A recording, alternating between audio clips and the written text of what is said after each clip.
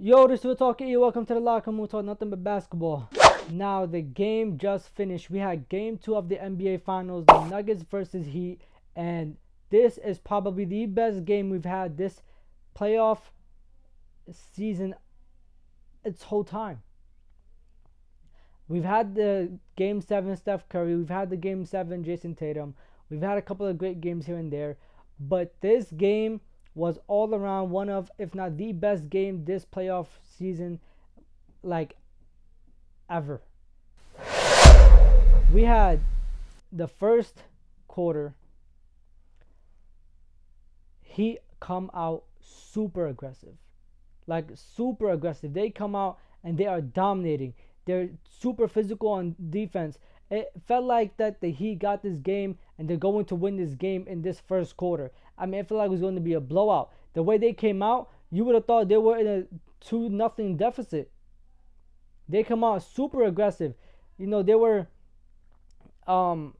getting up into the Nuggets defensively. They were getting to the paint offensively, driving, passing the ball around. This time their threes were falling. Max Strus hit like 4 threes in the first quarter. 4 in the first quarter. They were hitting threes from all around the court. They were knocking down shots from wherever they wanted. I mean, they were dominating this first quarter like it was their home to protect. That's how the Heat came out. Super aggressive. Second quarter, it was all Nuggets. I mean, this game was an emotional roller coaster. The Nuggets come out, and mind you, in that first quarter, the Heat went up by 11 points. 11. To start off the second quarter, Coach Eric Spoelstra goes to his bench. Jokic takes a break, and the Nuggets get to rolling. I mean, they are balling. They are playing as a team. I forget his name. I don't know if it's Christian Brown or Chris Brown, but he came out off the bench for the Nuggets, and he was balling. I mean, he had steals, he had dunks, layups. He was doing it all, bro. I wouldn't be surprised if he would have hit a windmill dunk and hit a three next possession down. I wouldn't be surprised, bro. Like, that's how good he was playing. I wouldn't even be mad at him if he took the ball the whole time. The way he was playing, it felt like he was gonna win the Nuggets the game by his damn self. Just him and Jokic. He was balling. Especially in this second quarter. The only reason why the Nuggets even had a chance is because of him. They started playing as a team, playing together. They come back from being down 11 points to being up 10 points, so a 21-point turnaround.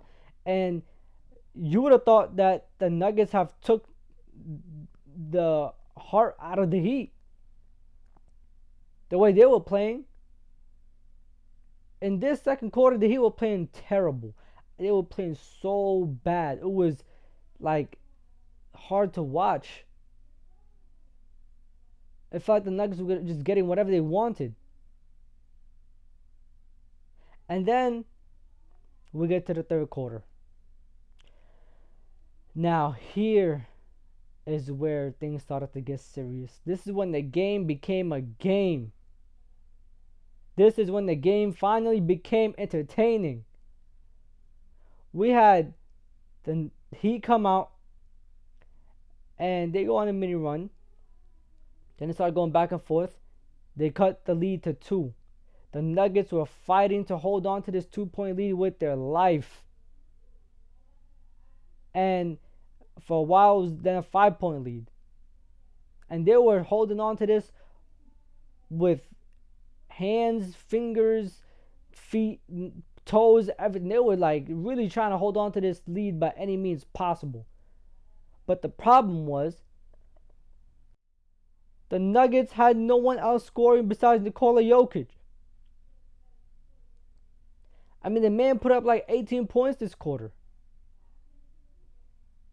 He ends the third quarter with 31 points. 18 points in the third quarter alone. I felt like everything he was putting up was going into the basket. He had no type of help at all. And the Nuggets brought it to them. And don't be fooled too. When you look at it, you're gonna see that the Nuggets won the third quarter by 2 points.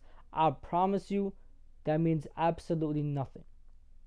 They might have won it with points, but in terms of momentum, in terms of, you know, good play, it was all Miami. All of it. This is when they started to really give the Nuggets problems. They were getting into the Nuggets defensively. They were running the zone. They started to, blitz Jamal Murray when in the two-man game out of the zone. They were doing a lot to throw off the Nuggets, and it worked. It worked. And the Nuggets didn't help themselves either. They had a couple of defensive breakdowns, fouling when they did not need to foul. KCP had 2 times where he fouled 3-point shooters. I forgot who was the first one on, but I know the second one was on Kyle Lowry in the fourth quarter. And matter of fact, let's talk about the fourth quarter. The fourth quarter, ladies and gentlemen, was probably the best quarter of the game. Like, this was probably the entire game. We get into the fourth quarter, and Duncan Robinson starts off the quarter like out of body. I don't think he even knew what he was doing. The man comes out, hits like 2 threes, gets an N1 at the basket. He was like just doing whatever he can. Like, he was going crazy, bro. In like a minute and some change, he put up 10 points. That was the most insane thing I've seen going into the fourth quarter with 1 minute left. I expected the Nuggets to come out and play like that and have somebody to break out like that, but they didn't. Instead, Duncan Robinson did it for the Heat. Nikola Jokic puts up 10 points in this quarter. And he finally starts to get help. But at what cost? The Heat take the lead eventually. They build it to a 3-point lead. Then they build it up to a 12-point lead. And at this point, I'm thinking the game is over. I thought the game was over before it was a 12-point lead. I thought the game was over when KCP fouled Kyle Lowry in a 3-point attempt. That's when I thought the game was over. Because at that point, he gave up 6 points from fouling 3-point shooters, and he were up by 6 points.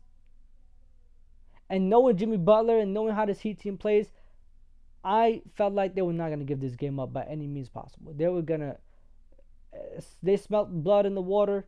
They got the lead. Even if it was a 1-point lead, they were going to hold on to that with their life. And they were going to win this game somehow, some way. And then out of nowhere, Jamal Murray comes into the game with Jimmy Butler, because they had Jimmy Butler guarding Jamal Murray, like I told y'all in the preview video. And Jamal Murray erupts in this fourth quarter. And we've seen this before, but this time might have been too late. First, they blitz him. He gets the ball to Aaron Gordon, hits a 3. Bang. Come back down. As now it's a 9-point game. Get a stop. Okay, boom. Jamal Murray takes a 3. Bang. Cuts it to 6. Go back down. Jimmy Butler brings it back up to 8. Okay, it's cool, whatever. The Nuggets start cooking from there. Jokic finally gets help. And you can see when Jokic gets help, it's so hard to guard this Nuggets team. And on top of that, Jamal Murray started hitting his shots. Jamal Murray did not make a single shot in the first quarter. And that's why the Nuggets were hurting this whole time. He couldn't make a shot. He was struggling the first 3 quarters. In that fourth quarter, he started cooking, hitting step back threes. Jimmy Butler was giving him problems the whole game. In that fourth quarter, with 4 minutes left in the game, Jimmy Butler couldn't do nothing to stop Jamal Murray. Nobody could. at all. Eventually, before you know it, it's like a 3-point game. And then Jamal Murray gets a good shot to send this thing to overtime. He misses the shot. Nuggets lose game 2. Now that we understand what happened in the game, let's talk about some of the things that the Nuggets can fix and why the Nuggets lost this game. One, I told ya that if the Nuggets come out and they don't treat game 1 like a loss, they're going to lose this game. And what did they do?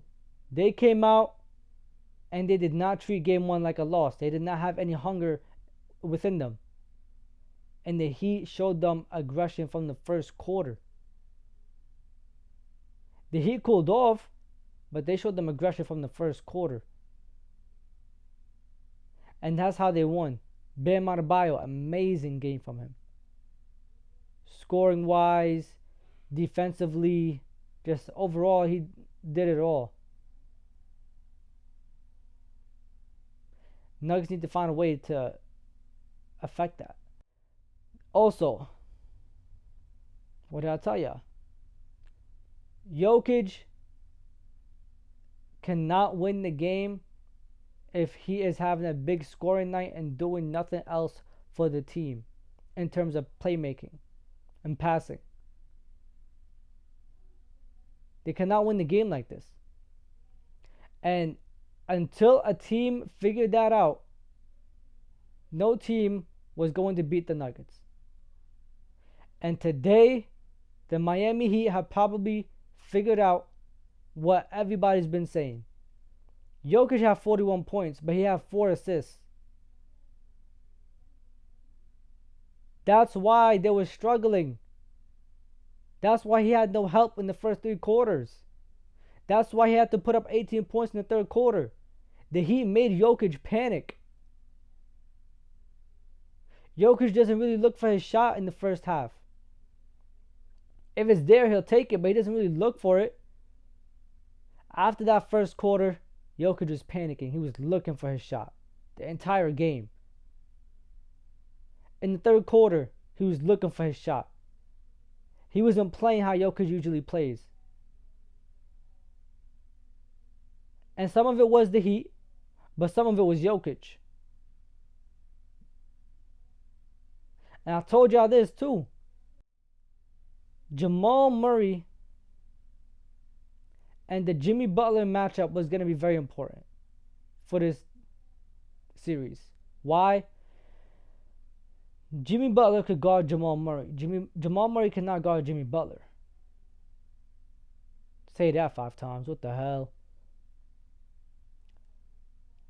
To start off the game, Jamal Murray was struggling, and this probably hurt Jokic the most. Because if Jamal Murray was able to help out Jokic with the scoring in the first quarter, at least even in the second, to really, get it going in the second, not just make 1 or 2 buckets, they would have been able to get a couple of role players going as well next to Jokic. And then it's hard to guard Jokic. It's hard to just guard Jamal Murray. Because now you got to focus on the 3-point shooters. Which the Heat did a really good job on as well. The Nuggets, however, allowed the Heat to make open threes and take open threes.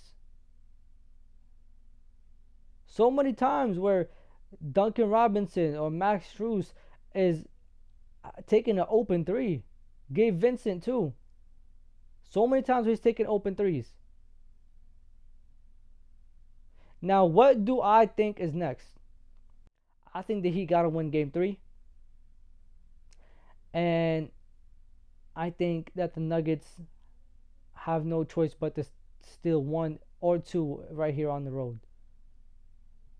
If they come back to Denver down 3-1, they're not winning this series. I'm sorry. This is not going to happen. Aaron Gordon needs to be utilized more on offense. I feel like the Heat are not respecting him enough. And if I'm the Nuggets, I'm using that to my advantage. Kevin Love, Big factor for the Heat. They started him, and he gave them an extra body that they could throw on a Aaron Gordon or a MPJ. And it worked. He did so much for them. Predictions, I got the Heat winning Game 3. They're going back home, fresh off a win. The Heat are not going to come out and play around. It's in Miami. They're going to win Game 3. I don't know if they're going to win Game 4, but they're definitely going to win Game 3. But anyways, y'all, it's enough of me rambling and chatting. It's time for y'all. Let me know. Chatting down below. Like, comment, subscribe, and share.